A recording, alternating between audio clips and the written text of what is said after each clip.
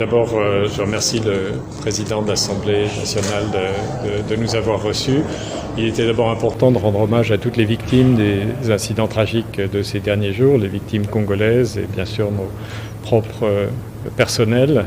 J'ai été sensible au message du président dans ce contexte.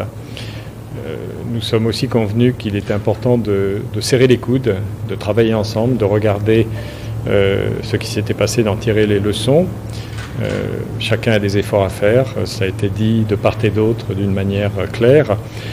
La MONUSCO souhaite créer les conditions du retour de l'autorité de l'État pour qu'elle puisse elle-même partir.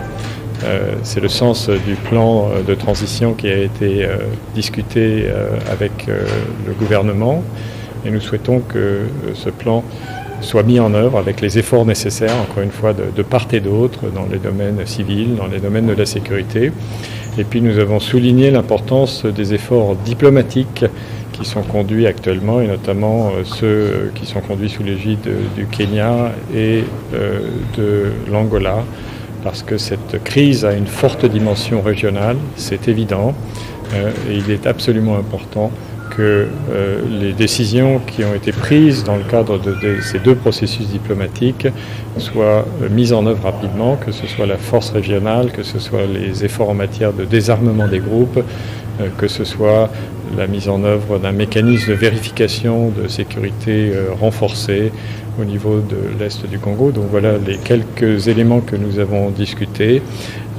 Et il est important aussi que nous communiquions de manière unie avec les responsables politiques, avec les autorités, sans cacher nos faiblesses de part et d'autre, mais aussi en mettant l'accent sur nos efforts communs et nos réussites communes, parce qu'elles existent aussi, elles sont trop souvent occultées. Merci beaucoup.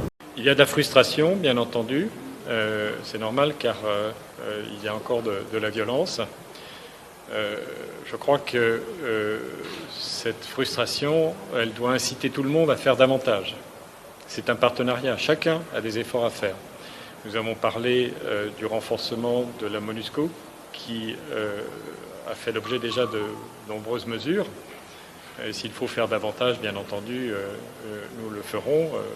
Il y a des efforts qui sont en cours en ce moment même, mais le président du Sénat a également évoqué un certain nombre de réformes importantes qui sont à l'ordre du jour du côté congolais, notamment la question de la réforme de l'armée.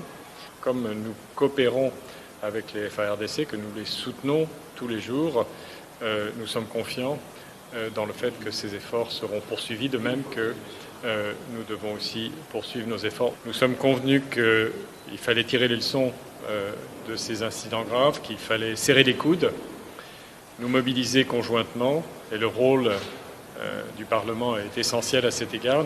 Nous devons être honnêtes sur nos forces et nos faiblesses, nos réussites communes, car il y en a, mais aussi les efforts que chacun doit faire de son côté pour mieux travailler.